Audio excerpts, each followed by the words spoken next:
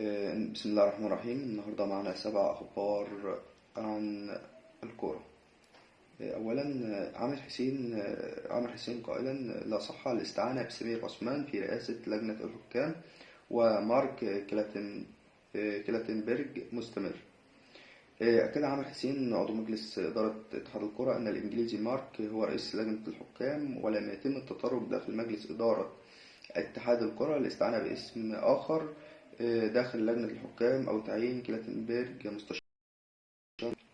أضاف عامر حسين في تصريحات صحفية أنه لا صح أيضا عن الأخبار التي تتردد عن تعيين سمير عثمان في منصب رئيس لجنة الحكام، وأن كلاتنبرج هو رئيس لجنة الحكام الحالي ومستمر في منصبه ويحظى بدعم وتأييد مجلس إدارة الاتحاد.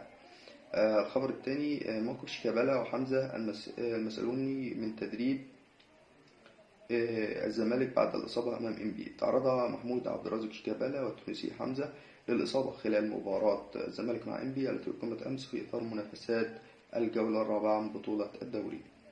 وأثبتت الأشعة التي خضع لها شيكابالا إصابته بكدمة في مفصل الكتف، ولا يوجد أي كسور أو شق، ولكن لم يتحدد بعد مدة الغياب عن التدريبات، فيما أصيب حمزة المسلوني بإجهاد حمزة المسلوسي بإجهاد عضلي خلال المباراة، لكن استطاع استكمال المباراة بشكل طبيعي. الخبر الثالث: مران الأهلي تدريبات استشفائية للمشاركين في مباراة الداخلية وتأهيل للسولية وديانج وربيعة. أدى الأهلي مران صباح اليوم على ملعب تاتش استعدادا للمرحلة المقبلة، وخاض اللاعبون الذين شاركوا في مباراة الداخلية التي أقيمت ضمن منافسات الجولة الثالثة في بطولة الدوري الممتاز تدريبات استشفائية، فيما خاض باقي اللاعبين تدريبات شملت جزءا بدنيا بجانب تدريبات الكرة. وخاض ثلاثي حراسة المرمى علي لطفي ومصطفى شوبير وحمزة علاء والتدريبات منفردة تحت إشراف ميشيل يانكون مدرب الحراس. وخبر أيضا: علي معلول ينضم في تدريبات الأهلي بعد تعافيه من نزلة البرد. شارك علي معلول لاعب الأهلي في المران الجماعي الذي أقيم صباح اليوم على ملعب تاتش بعد تعافيه من نزلة البرد التي تعرض لها، وأبعدته عن المشاركة في مباراة الداخلية التي أقيمت أمس الأربعاء ضمن منافسات بطولة الدوري الممتاز. تدريبات الجماعية التي أقيمت اليوم لمجموعة اللاعبين الذين لم يشاركوا في مباراة الداخلية بشكل أساسي. وخبر أيضا: فيتوريا يشارك في دورة إعداد المحاضرين باتحاد الكرة.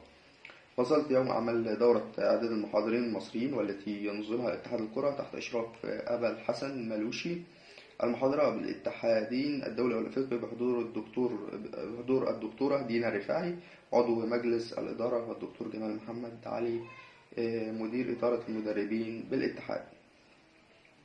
وأيضا خبر فيتوريا يعلن قائمة اللاعبين المحليين لمعسكر المنتخب.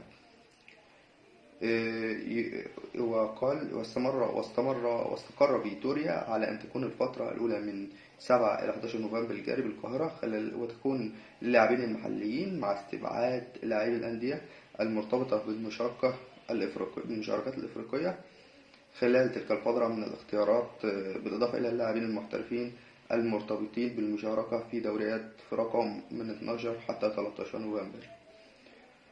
وكما أيضا خبر تخطيط الأهلي تجمع مع كولر لحسم عدة ملفات خلال توقف الدوري. تعقد لجنة التخطيط للكرة بالنادي الأهلي جلسة مع السويسري مارسيل كولر المدير الفني لفريق الكرة قبل سفره إلى سويسرا من أجل مناقشة عدة أمور خاصة بالفريق الكرة. وترغب لجنة التخطيط والمدرب السويسري في استغلال فترة توقف الدوري المقبلة في بحث ملفات تتعلق بفريق الكرة، منها الترتيب لفترات الانتقالات الشتوية في يناير المقبل والصفقات المتوقع إبرامها لتدعيم صفوف الفريق في ميركاتو الشتاء.